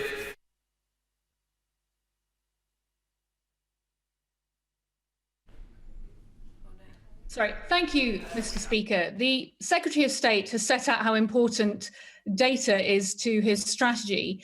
Can he therefore explain why his government has a contract with Deloitte to cover the testing of COVID-19, which does not require Deloitte to report positive cases of COVID-19 to Public Health England or to local authorities?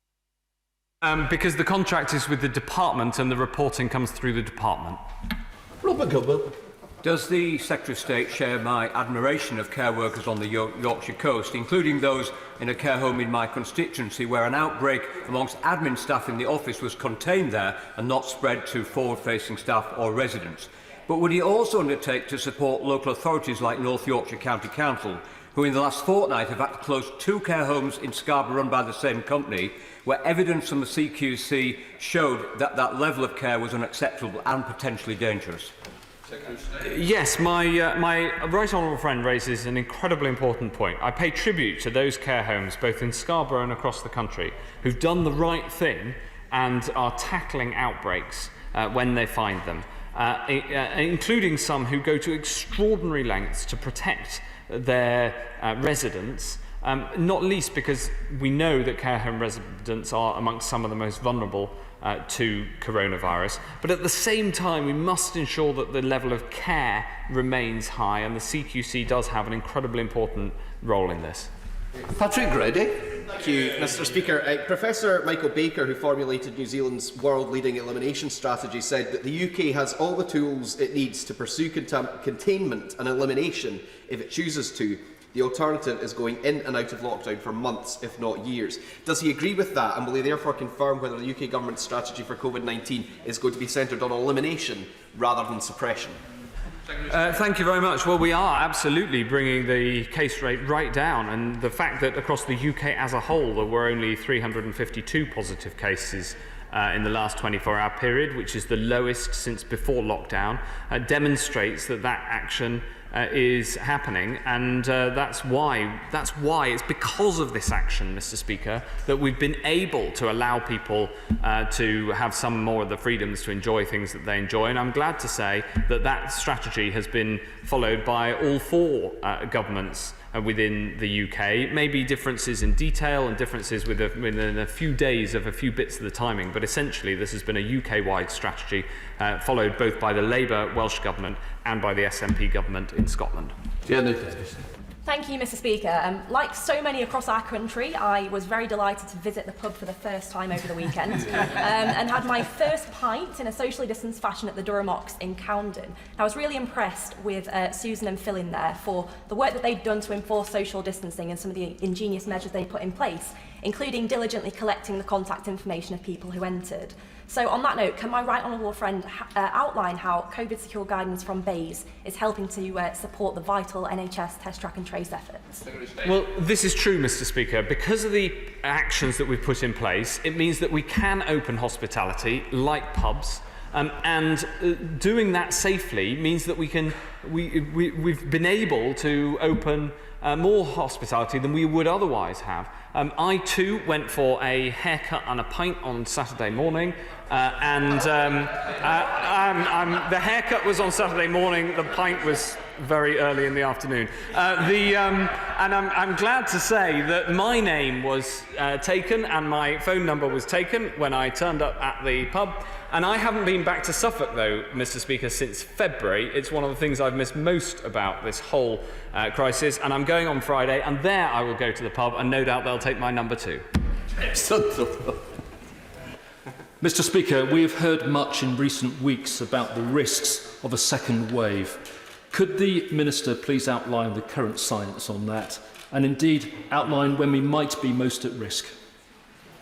Mr. Speaker, the policies we've put in place with the local action are precisely targeted to reduce the risk of a second wave nationally. Nevertheless, as we turn to winter and the weather gets colder, there are signs of some seasonality in this virus, meaning that we will have to be much more careful, both because of the potential impact on how easily the virus transmits, but also because of changes of behaviour, because we know outdoors is safer and it's just harder to be outdoors in winter. So we must remain vigilant as a country.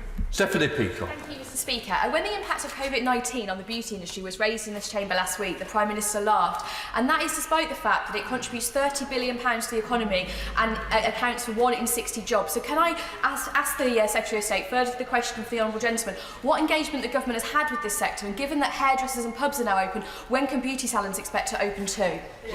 Mr. Speaker, the decisions that we've taken are based on clinical advice and clinical advice on the risk, because we know that face-to-face is more high risk than not being face-to-face if you're in close contact.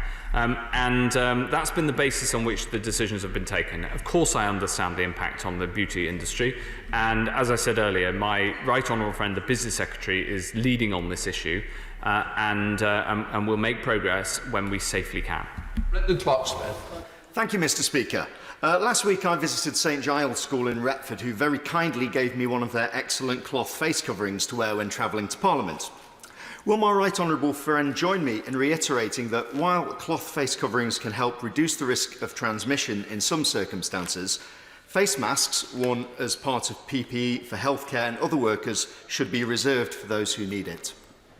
Mr. Speaker, the use of face coverings that are not formal face masks is valuable, especially in some circumstances, and therefore it's mandated on public transport, and it has been long recommended in some shops. The use of masks, and especially the high-end masks, should be reserved for those who need them in clinical settings. However, I'm also glad to say that the supply of PPE is now much, much more secure than it was a couple of months ago, and that means that face masks are more readily and widely available and are increasingly used in non-clinical settings for the low-end surgical masks, which are the ones that you would typically use if you were in a non-clinical setting. Nevertheless, face coverings are an incredibly important part of our armoury.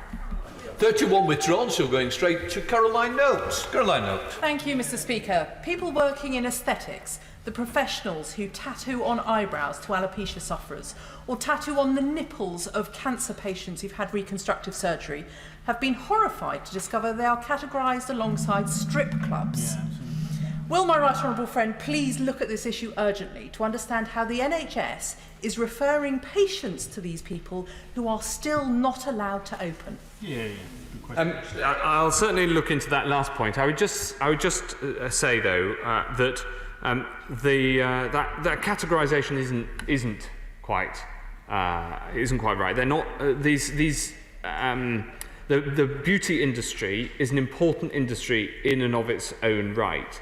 And whilst we still do have restrictions in certain areas and categories, that doesn't mean that they should all be lumped in together.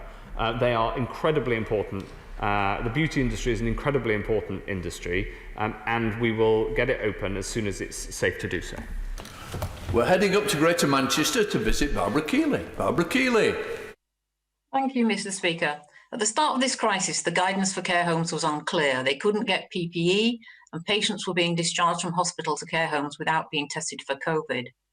Now, the Prime Minister's comments have given offence. So does the Secretary of State accept that care home providers cannot be blamed for the deaths of their residents, and that it's time to give care staff the pay and respect they deserve, and bring forward plans to fund social care properly? Mr. Speaker, the need to reform social care is no less urgent than before the crisis, and indeed we've learned through the crisis yet more about the nature of the reforms needed, because we've seen the positive impact of much closer system-level working between the NHS and social care and indeed local authorities, and that should inform our thinking about the long-term social care reforms that this country needs to see. 34 withdrawn, so we go straight to Jim Shannon.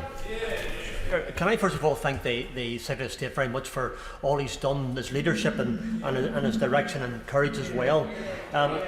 Macmillan Research estimates that disruption to normal cancer services could see almost 2,000 cases of cancer a week going undiagnosed, with almost half of the cancer patients seeing their cancer treatment delayed, cancelled or changed as a result of coronavirus. Given this level of disruption, what additional resources will the Secretary of State put in place to protect and sustain the delivery of cancer care if further waves of the pandemic should occur? Mr. Speaker, the honourable gentleman has repeatedly raised this vital question. I think he was the first in this House to raise the importance of restarting cancer services right at the peak of the pandemic.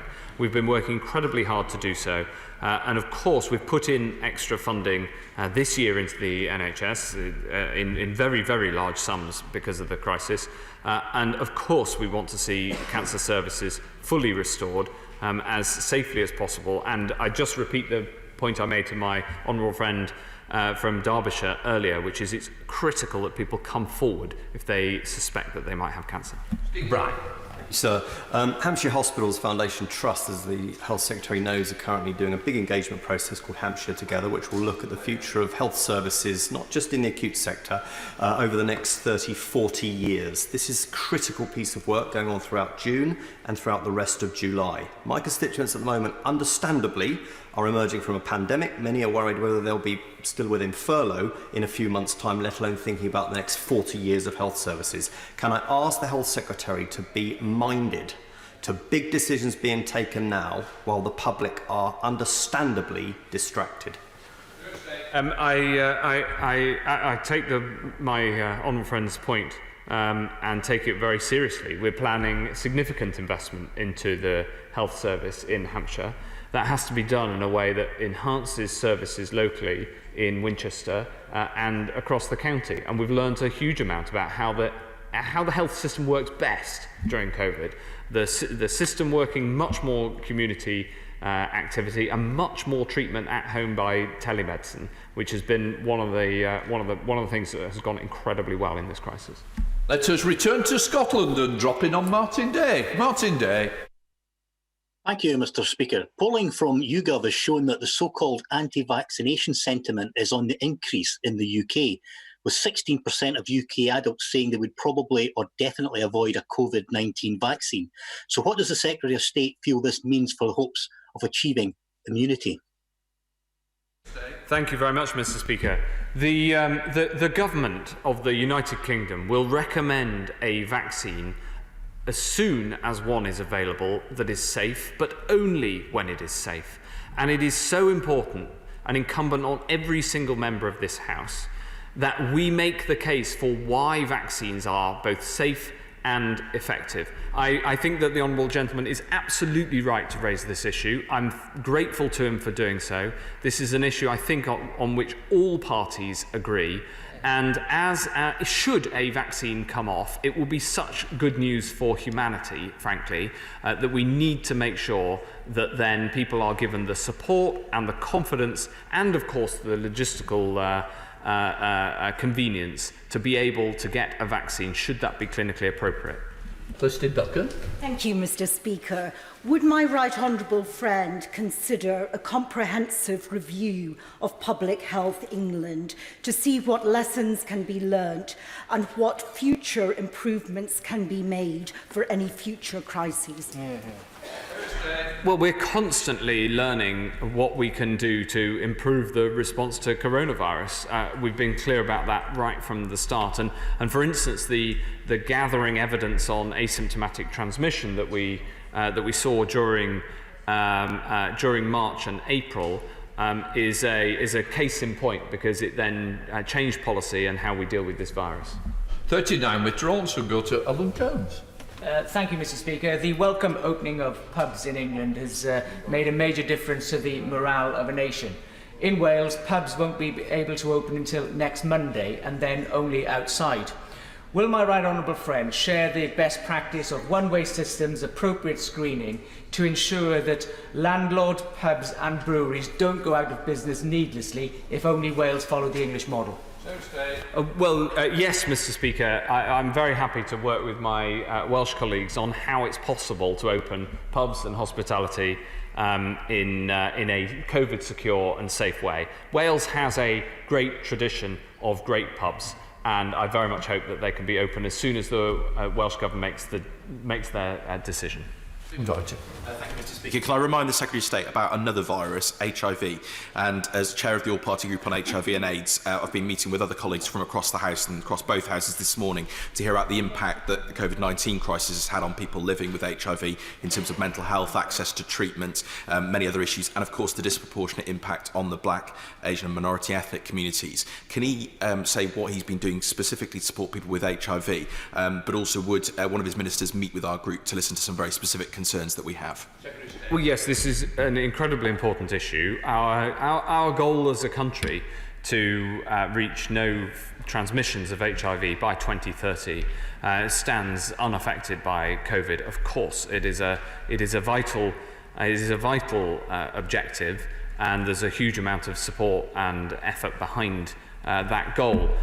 The access to treatment, of course, has been made more challenging. Naturally, and if you think about it, Mr. Speaker, we talk about this epidemic and think about it as being the biggest since the Spanish flu, but it's not, because the biggest epidemic before this one was the HIV epidemic, which we are still working to rid the world of. But I have every hope that in our lifetimes we will get there, and we will play our part.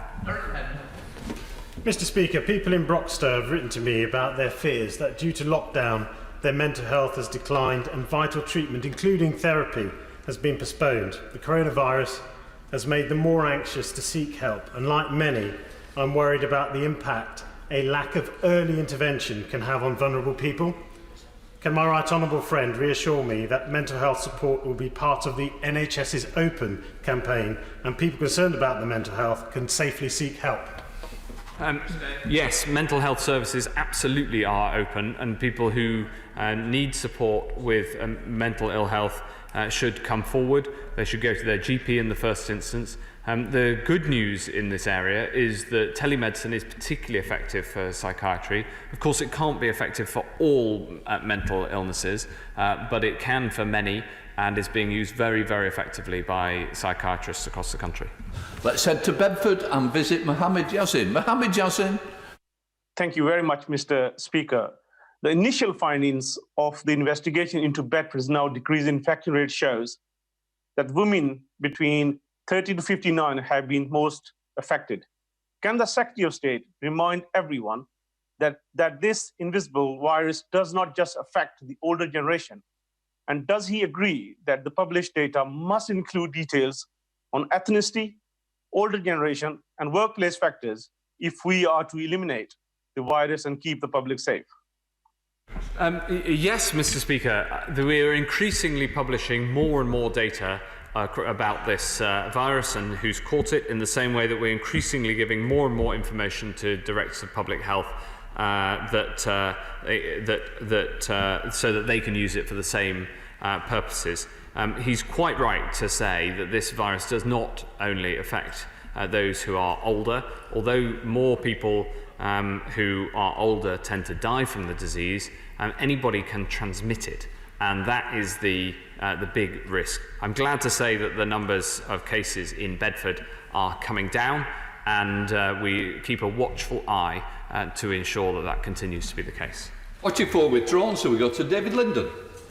Thank you very much, Mr. Speaker. Obviously, coronavirus has impacted all of us, but one such group that's been impacted are the parents of premature and sick babies, and I would commend to the Secretary of State the briefing paper from Bliss that parents aren't visitors. Would the Secretary of State be willing to meet with myself as chair of the All-Party Parliamentary Group on premature and sick babies, as well as Bliss, to look at the impact that this has had on the parents of premature and sick babies and ensure that they get the support they need to support their families at this time? Yes, Mr. Speaker, I would be very happy to meet him and the group. This is an incredibly important issue. It's one that's very close to my heart. I think many in this House will know that one of our members lost premature twins very recently. It's something that affects many, many families, and we must ensure that the services are available, NHS services are available, to give premature babies the very best chance in life. Andrew Jones. Speaker, screening programmes help keep people healthy, and indeed this government has expanded them. As the NHS communicates it's open and that people should seek treatment, will my right honourable friend ensure its leaders focus on getting screening programmes back up to full speed and then encourage people to use them and get screened? I'm really glad that my right honourable friend has raised this point, because screening services are so important, including for cancer, a subject that's been raised many times in this session and in the House in general, Mr. Speaker. We're working very hard to expand and reopen screening services, making sure that infection control is possible and using testing effectively so that when people come forward for screening, they can do so with confidence. So my right honourable friend is quite right to raise this, and we'll keep pushing it, because screening is so important to keeping people healthy. Tim Farron.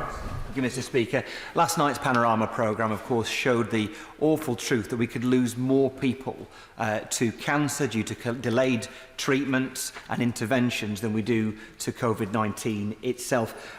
We know we can avoid this tragedy in a number of ways, one of which, of course, is to expand the operation and to bring forward the implementation of radiotherapy around the country. This summer, especially, to clear the backlog and to give people hope, including delivery close to home in places like the Westmorland General Hospital in Kendal. Would he meet with the all-party group on radiotherapy to discuss our 6-point plan to help to give people hope to save lives immediately and in the long term? Well, Mr. Speaker, we share a common mission in this space. Because we've already invested £200 million in expanding diagnostics, and this is an incredibly important part of the reopening of the NHS. So I'm very, very happy to meet with him and his group and all those interested in expansion of not just radiography but all types of diagnostics. Because making sure that we do that in a way that works for patients and therefore opens access is incredibly important. We're putting in the investment, we're rolling out the programme, it's happening as we speak, and if he's got further ideas to throw into that area, I'm very happy to listen to them. Final question, Richard Graham. Mr. Speaker, I'm grateful to the Secretary of State and all involved, first for the temporary and now for the permanent testing site available for the people of Gloucestershire in Gloucester. But the reality is that the capacity is much greater than demand and resources are considerable. So does my right honourable friend agree that we could make this testing capacity available, for example, to teachers with concerns or to members of BAME communities who need reassurance much faster before symptoms develop? How could we make this happen? Mr. Speaker, I'm absolutely thrilled to get a question on the problem of having too much testing capacity as opposed to too little. We have one of the biggest testing capacities in the world. We've built that almost from scratch as a country, and we must use it effectively. So we have, for instance, rolled out the extra testing in the NHS that the chair of the Select Committee was asking about earlier. We've rolled out the weekly testing of staff and monthly testing of patients in care homes. We will follow a clinical path. So for teachers that he asked about, Mr. Speaker, we are currently survey testing teachers to find out if they are more at risk than the general population, in the same way that care workers, care home workers and NHS staff are. And if they are, then we will put asymptomatic testing in place. We're doing exactly the same for taxi drivers, Mr. Speaker, because taxi drivers are at higher risk than the rest of the country, and so we're doing the survey testing. So if he will forgive me, we're taking a scientific approach to how we allocate that capacity, but it is true that one of the policy challenges we face as a department is making sure that we use all of the testing capacity, and long may that be so. In order to allow the safe exit of honourable members participating in this item of business and the safe arrival of those participating in the next, I am now suspending the House for 3 minutes. Order.